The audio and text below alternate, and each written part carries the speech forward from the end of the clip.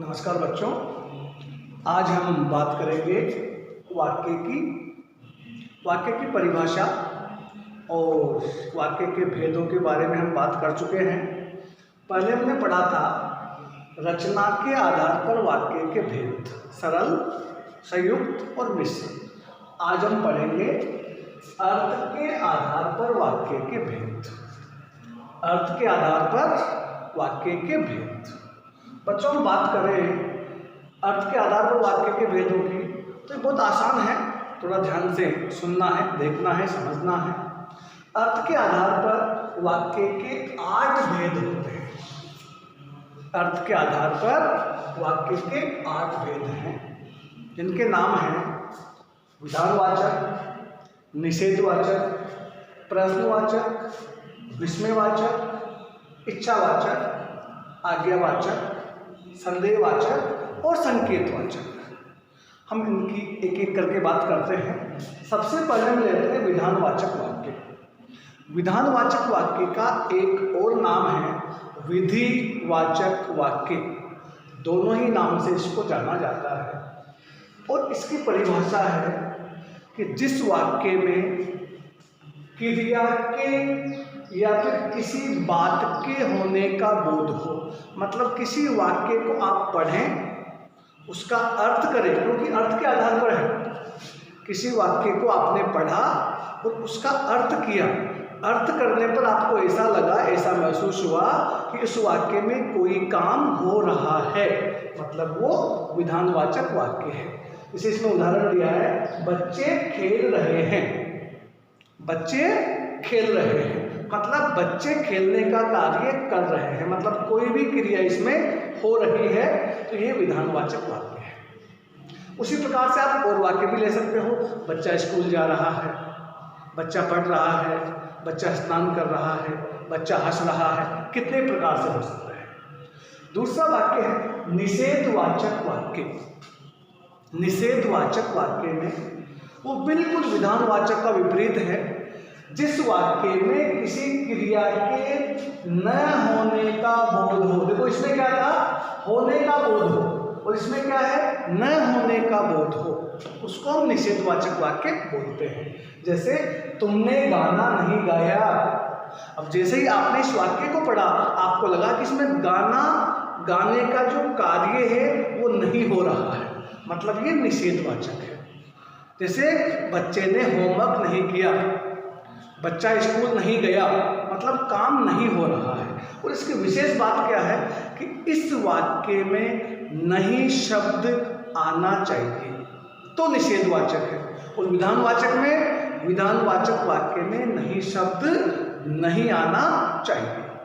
अब हम बात करते हैं प्रश्नवाचक की, जो तीसरा भेद है। नाम से ही पता चल रहा है प्रश्नवाचक, जिस वाक्य में प्रश्न करने का बोध हो, मतलब प्रश्न पूछा गया है ऐसा आपको लगना चाहिए। दूसरी बात, इसकी 2 पहचान है। एक तो प्रश्नवाचक चिन्ह होगा, पहली पहचान। दूसरा प्रश्नवाचक शब्द होगा। प्रश्नवाचक चिन्ह होगा और प्रश्नवाचक शब्द होगा। इन दोनों से आप पता कर सकते हैं कि ये प्रश्नवाचक वाक्य है। प्रश्नवाचक शब्द का मतलब कहाँ, कब, कैसे, कौन, किससे, ये प्रश्नवाचक शब्द।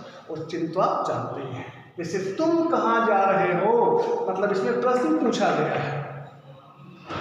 वाक्य नंबर 4 की बात करें, विस्मयवाचक या विस्मयादि बोधक। नाम से ही पता चल रहा है, विस्मय होना चाहिए, मतलब आश्चर्य हो, हर्ष हो, शोक हो, आदि जो भाव है उनके बारे में जानकारी होनी चाहिए, पता चलना चाहिए। जैसे अरे वह गिर पड़ा। अब इसमें भी 2 चीजें मुख्य हैं, एक तो विस्मयादि बोधक चिन्ह और एक विस्मयादि बोधक शब्द। विस्मयादि बोधक वाक्य को पहचानने का जो तरीका है वो 2 आप ध्यान से बातें देख सकते हैं कि विस्मयादि बोधक शब्द भी हो और विस्मयादि बोधक चिन्ह भी हो। ये विस्मयादि बोधक चिन्ह है, अगर आपको कभी पता नहीं हो तो। अरे वह गिर पड़ा, वाह कितना सुंदर फूल है, ओह तुम आ गए। इस प्रकार से विस्मयादि बोधक शब्दों का प्रयोग किया जाता है। अब है 5वां इच्छावाचक। देखो, इच्छावाचक में 3-4 बातों का ध्यान रखना है। एक तो इच्छा, शुभकामना, आशीर्वाद, मतलब हम किसी को दुआ दें, आशीर्वाद दें, शुभकामना दें और अपनी इच्छा प्रकट करें, उसको हम बोलते हैं इच्छावाचक। जैसे इसमें लिखा है ईश्वर तुम्हें सफलता दे, मतलब हम किसी को शुभकामना दे रहे हैं, किसी को आशीर्वाद दे रहे हैं कि भगवान तुम्हें सफलता प्रदान करे, ईश्वर तुम्हारी लंबी उम्र करे, तुम्हारी यात्रा सफल हो, इस प्रकार से। और इच्छा में क्या आ जाएगा, काश मेरे पास एक कार होती। वो जो काश शब्द है वो भी इच्छावाचक है। अब हम बात करेंगे आज्ञावाचक। आज्ञावाचक में बच्चों आज्ञा और अनुरोध, मतलब आज्ञा देना, आज्ञा लेना, आज्ञा देना और आज्ञा लेना। जैसे तुम जा सकते हो, मैं अंदर आ सकता हूं, इस प्रकार से दोनों प्रकार का बोध हो गया उसमें, आज्ञा या अनुरोध। जैसे उदाहरण दिया है, सब चुपचाप बैठो, मतलब किसी ने किसी को आदेश दिया है, आज्ञा दी है कि चुपचाप बैठो, सब चुपचाप बैठो, तो ये आज्ञावाचक हो गया। इसमें एक और चीज है आज्ञावाचक में, उपदेश वाली जो बातें हैं, मैं यहाँ लिख रहा हूँ, आप देखिएगा, उपदेश वाली जो वाक्य है, उपदेश देने वाली जो बातें हैं वो भी आज्ञावाचक में ही आती है। जैसे सदा सच बोलो, ईमानदार बनो, इस प्रकार के जो वाक्य हैं वो भी आज्ञावाचक में ही गिने जाते हैं। अब है संदेहवाचक। नाम में ही पता चल रहा है, संदेह, संदेह का मतलब डाउट है, संशय है। किसी भी क्रिया के होने में संदेह प्रकट हो, कोई काम हुआ या नहीं हुआ उसमें कंफर्म पता नहीं चल रहा, डाउट है, शंका है, संदेह। जैसे उसने पढ़ लिया होगा, अब पक्का नहीं है कि उसने पढ़ा होगा, हाँ पढ़ लिया होगा, शायद नहीं भी पढ़ा हो। और संदेहवाचक वाक्य में 3-4 प्रकार के शब्द हैं, शायद, हो सकता है, संभव है। ये जो शब्द है, शायद, हो सकता है, संभव, जैसे शायद उसने पढ़ लिया हो सकता है उसने पढ़ा हो, संभव है उसने पढ़ा हो, लेकिन कंफर्म नहीं है, पक्का नहीं हो रहा है, तो इस प्रकार के शब्दों का इसमें प्रयोग किया जाता है। अंतिम वाक्य जो अर्थ के आधार पर वाक्य का भेद है वो है संकेतवाचक। बच्चों इसका एक और नाम है, मैं यहाँ लिख रहा हूँ, शर्तबोधक। कितनी बार हम चक्कर खा जाते हैं, लो साहब ये नाम कहाँ से आ गया, शर्तबोधक, ये इसी का नाम है। मतलब इस वाक्य में क्या है, पहली क्रिया पर दूसरी क्रिया निर्भर करती है। इसमें 2 वाक्य होंगे, 2 क्रिया होगी और पहली क्रिया पर दूसरी क्रिया निर्भर करती है, उस पर आश्रित है। जैसे यदि तुम पढ़ोगे तो पास होगे, पहली क्रिया पढ़ना है, दूसरी क्रिया पास होना है, तो पहली क्रिया अगर होगी तो दूसरी क्रिया होगी। जैसे अगर आज धूप निकलेगी तो मैं कपड़े धोऊंगा, अगर मेरे पापा ने पैसे दिए तो मैं बाजार जाऊंगा। पहली क्रिया पे दूसरी क्रिया निर्भर इस प्रकार से करती है। अगर फसल अच्छी हुई, अगर फसल अच्छी हुई तो मैं नई कार खरीदूंगा, अगर पापा ने कहा तो मैं बाजार जाऊंगा। इस प्रकार से एक क्रिया पर दूसरी क्रिया का निर्भर करना होता है। मगर फिर रिपीट करते हैं इसको।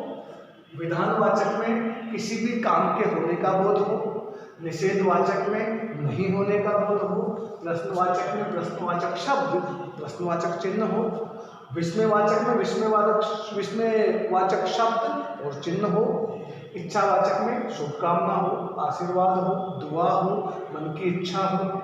और इसमें आपको मैं बताया था काश शब्द का प्रयोग हम कर सकते हैं। काश ऐसा होता, मतलब अपनी इच्छा है। आज्ञावाचक में आज्ञा देना और लेना, और साथ ही साथ उपदेशात्मक जो वाक्य है वो भी इसी में आते हैं। संदेहवाचक में संदेह प्रकट हो, मतलब किसी काम के होने में संदेह हो, जैसे शायद, हो सकता है, संभव है, संभवतया, इस प्रकार से। और संकेतवाचक का एक और नाम था शर्तबोधक। इसमें क्या था कि पहली क्रिया पर दूसरी क्रिया निर्भर करती है। जैसे यदि तुम पढ़ोगे तो शपथ लोगे, अगर तुम मेरे घर आओगे तो मैं तुम्हारे घर आऊंगा। इस प्रकार के वाक्य संकेतवाचक या शर्तबोधक में आते हैं। अब हम आपको अंत में एक चीज यह बताना चाहूंगा मैं कि हम एक वाक्य लेते हैं और उसको किस प्रकार से हम दूसरे वाक्यों में बदलते हैं, क्योंकि बदलने का भी प्रश्न आपके परीक्षा में आता है। और ये केवल कक्षा में पढ़ने वाले बच्चों के लिए ही नहीं है। अगर कोई बच्चा किसी भी प्रतियोगी परीक्षा की तैयारी कर रहा है तो उसके लिए भी ये बहुत महत्वपूर्ण है, वो भी ध्यान से देखें। जैसे मैं एक वाक्य लेता हूँ, रमेश खेल रहा है। ये आपका विधानवाचक वाक्य है। अब इसको हम बनाएंगे पहले निषेधवाचक में। आप लिख दोगे रमेश नहीं खेल रहा है, इसमें आपको केवल नहीं लगाना है। फिर आप बनाओगे प्रश्नवाचक। अब उसमें आपको प्रश्नवाचक चिन्ह भी लगाना है, शब्द भी लगाना है। आप लिख दो रमेश कहाँ खेल रहा है। ये दो चीज इसमें नहीं जुड़ जाएगी। फिर जैसे मान लीजिए आता है विस्मयादि बोधक। विस्मयादि बोधक शब्द और चिन्ह आपको लगा देना है, अरे रमेश खेल रहा है। इस प्रकार से आपका हो जाएगा विस्मयादि बोधक। फिर आएगा आपका इच्छावाचक। इच्छावाचक में देखो, ईश्वर करे रमेश अच्छा खेले।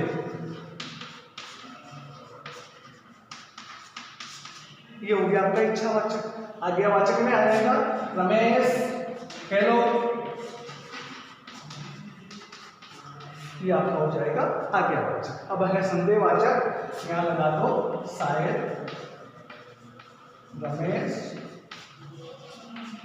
खेल रहा होगा।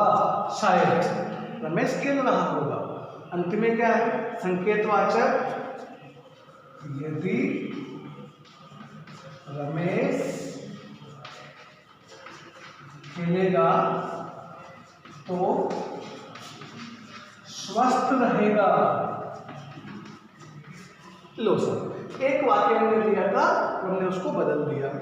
अर्थात मैं ये कहना चाह रहा हूं कि जब आपको अर्थ के आधार पर वाक्यों को आपस में बदलना हो तो आप जिस वाक्य को जिस वाक्य में बदल रहे हैं उस वाक्य के चिन्ह, उस वाक्य के संकेत के अनुसार वाक्य में अपनी ओर से कुछ बदलाव कर सकते हैं। जैसे मैंने यहाँ लिखा ईश्वर करे रमेश अच्छा खेले, क्योंकि अपना वाक्य तो इतना ही था, तो ये इच्छावाचक बनाने के लिए मैंने इसका प्रयोग किया। आज्ञावाचक बनाने के लिए मैंने शब्द को चेंज किया, खेलो। संदेहवाचक बनाने के लिए मैंने शायद जोड़ दिया। संकेतवाचक बनाने के लिए मैंने यदि और तो जोड़ दिया। मतलब हम अपने हिसाब से वाक्य को बदलते समय उसमें कुछ बदलाव कर सकते हैं जो वाक्य के बदलने के लिए बहुत जरूरी हो। उम्मीद है आप लोगों को समझ में आए होंगे। आप लोग अभ्यास करें। अगर कोई दिक्कत है या आपके मन में कोई शंका है तो आप कमेंट करके मुझे बताएं, मैं उस शंका का समाधान करने की कोशिश करूँगा। धन्यवाद।